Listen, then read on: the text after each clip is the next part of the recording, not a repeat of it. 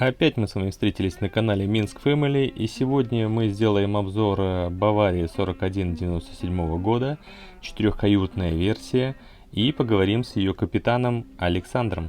Что, голый ничего? Да, конечно, это же юг, ё-моё. Ну расскажи, что у тебя, все же работает, да? Все работает. Скорость, глубина, направление ветра и автопилот, да? Направление ветра показывает скорость ветра. Скорость ветра. Надо лезть на мачту. Фиксируется, да, эта штука? Да, крутил. Зафиксировал Мне штурвал. удавалось находить до острова Бакштага. Можно найти такое положение, такой мощной резинкой. Ага, без автопилота типа. Да, он сам едет. Балансируешь парусами. Круто. Так, здесь с этой стороны рундук, с той стороны тоже такой рундук, да? Сундучки, кстати, не очень тут большие. Ну, потому что каюта задняя. Сейчас мы еще, подожди, придем, я вперед пойду пока. Да, не свались. Не наклони ее вперед. О, не хватит, наверное. Ну, все у тебя в кокпит выведено, да? И рифы. Да, все концы из кокпита. Да. Да, бэйби-штаг. Ни разу не использовал, но есть два стакселя даже штурмовых. Спинакер, Нет, генакер. спинакера нет. Нет больших, да? Вот этот аутриггер, это не спинакер, а аутриггер, чтобы на бабочку носить, очень, кстати, удобно. Гена огромная здесь, почти 150%. Она очень далеко заходит на корму, за вахтой. И получается так, что мачта стоит достаточно относительно далеко в корму, что хорошо, то есть до нее добраться несложно. Лебедочки просто огонь. Лучшее, что делал Харьков за свою запись. В газ отдельно есть рундучок. Это, на самом деле недостаток этой лодки, газовая ситуация, потому что сюда влезает только маленький баллон. Евро Да, стандарт. 6 литров. Даже стоит не Volvo Penta, а ты говорил Volvo Penta. Перкинсон, да?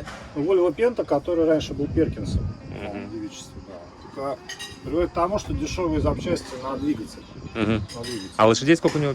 40 сил. 40 сил, большой. Это сейчас ставят все тридцатки даже на сороковки эти, да? Типа. Моторы отличные, потому что я не жалуюсь.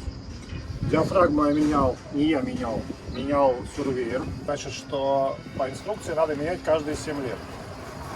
Так, в этом году, в начале сезона, Саша сделал полностью обслуживание киля. Он покрасил ее, почистил, во-первых, все от ржавчины, покрасил противоржавчинным герметиком, грунтом, замазал эпоксидки местами. Все это красиво сверху поправил герметик. Это просто то, что я видел лично.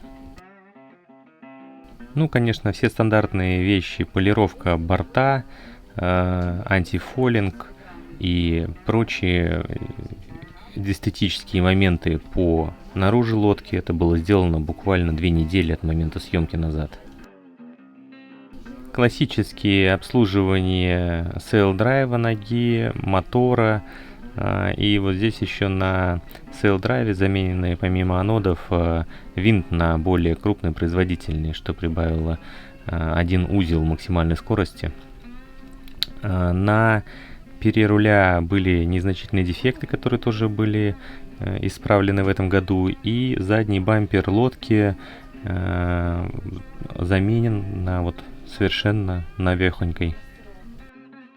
Это я повторюсь, то, что я видел лично. Вот при мне Александр делал замены, все эти обслуживания. Помимо судовладения, Александр является основателем школы Cap School по обучению капитанов яхтин по системе ESSI. Значит, мы, возвращаясь в кокпит, сейчас поговорим, с чего вообще начинался его путь. Байдарки были, и как-то сам пришел, говорю: здравствуйте, возьмите меня.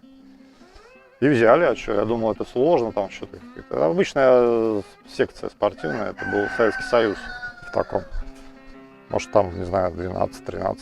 Потом стал ходить потихонечку, потом совок развалился, Советский Союз, значит, в 91 году.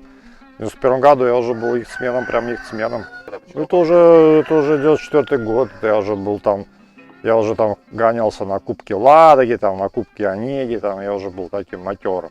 В общем-то, не знаю, сейчас это трудно сравнивать, потому что тогда-то были совсем другие времена, гвардейские, там все по-другому было. Это сейчас тут что-то там поехал, взял в аренду, погонялся, что-то такое. Ну, сейчас популярнее стало, попсовее это все как-то.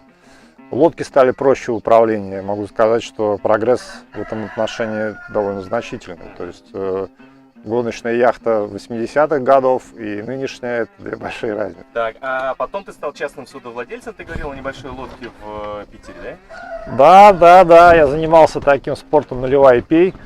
В основном не то чтобы бухал, а просто, ну, это так. Петербург, вышел, значит, я жил на улице Наличная, дом 30. Да, яхт-клуб находился дом 18. Я, значит, то есть я выходил из дома, переходил дорогу, у меня стояла яхта. И огромное количество друзей приезжало там ко мне из Москвы, там, отовсюду, да. И мы раз вышел, что там, на 3-4 часа. Финский залив, покатался, рыбу тогда ловилась, я помню прекрасно. Прям вышел, наловил судаку. Потом появилась вот эта лодка. Уважаемые яхт-любители, не забудьте, пожалуйста, поставить лайк, написать свой комментарий об этом видео, ну и, конечно, подписаться, если вы все еще этого не сделали. Вас ждут еще очень много интересных видео. Ребята отправляются на родину, и пока не собираются, я бегло пробегусь, очень не убрано, поэтому не обессудьте. Значит, две, как мы видим, задние каюты. Я думаю, что это полноценные двухместные каюты. Наверное, полуторки они считаются объективно. Два санузла, задние с душем, очень комфортные, достаточно большого размера. Вместительное штурманское место с управлениями всеми приборами, большой чарт-плоттер с автопилотом от Raymarine. Ну, просторная, комфортная кают-компания. Как видите, кухня находится по левому борту. Холодильник с вертикальной загрузкой. На лодке организовано горячее и холодное водоснабжение. Нагревается от электричества на стоянках, либо от мотора.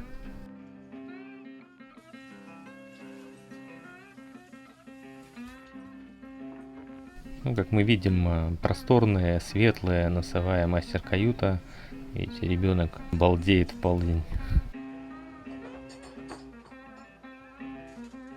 И, собственно, вот мы попадаем в четвертую каюту, которая, на удивление, никакая не маленькая, очень даже комфортная. Двухъярусная кровать, обалденные, собственные шкафчики в каждой каюте. Вот такой интерьер.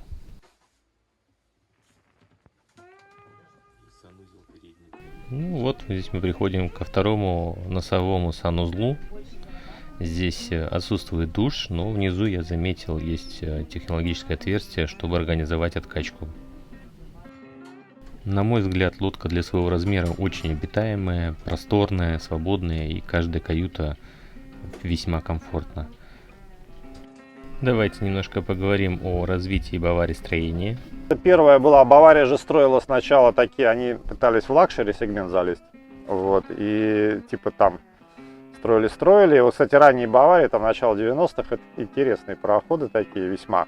Вот, а потом они решили на масс-продакшн, они стали сотрудничать с J&J Design, такая, до 2006 года они. Вот Баварии стали делать вот такие штуки. Это еще такая, еще тогда не придумали все это из папье-маше лепить. Тиковый интерьер. И потом, что тут еще интересно, что это 97-го года корабль, а в 98 году поменялось у них правило постройки. Появился вот этот значок CE. Вообще индустрия сильно поменялась. То есть сильно поменялась, лодки стали дешевле, вот, поскольку стандарты к упрощению, то есть позволили делать проще, да. Увеличился надводный борт. И потом уже с начала 2000-х Бавария начала все скатываться, и вот докатилась. Потом они стали сотрудничать с Брюсом Фаром. Брюс Фар — это 2009 год, по-моему, модельная у них вот эта история. Вот. И, кстати, ничего, такие получились у них корабли. Красавчик здесь. Полностью обслуженный. Симпатяга. Ничего абсолютно. Вот там лежит салфеточка и... Тест. Да, Тест салфетка. Он где-то капает, где-то в сутки капля одна. И мне надо понять, откуда. Ничего, все четенько. 2040 МД, 2040 МД. Возвращаемся к нашей беседе с вопросом, чем же заниматься капитану после яхтинга. Постройка яхты, да. Ну, когда ты там в Советском Союзе, если ты их смен, то ты по-любому, значит, владеешь. Что-то ты строишь, да? Да, что ты там умеешь все это делать. Ну, ты строил профессионально. Да, я работал на верфи. Вот, деревянное судостроение, руками своими собственными, что-то там. Для аренды, да, то есть это должна быть яхта, лодка, открытая, ну, то есть такой, условно говоря, пелла, то, что вот у нас называется Россия, да, то есть то, что дается на прокат на грибных станциях. Вот. И это должна быть на прокат, но с парусом. Самое главное, что она должна быть не подконтрольна ГИМСу, то есть до 250 килограмм у нас, да, если конструкция, то она выпадает. Не нужны ни документы на управление, ничего не надо. Прощенная, открытая, чтобы люди, какие-то турбазы, какие-то для внутренних водоемов небольшие конструкции, которые могли бы позволить как-то подправиться под парусом, высадился на пляж, развел костер,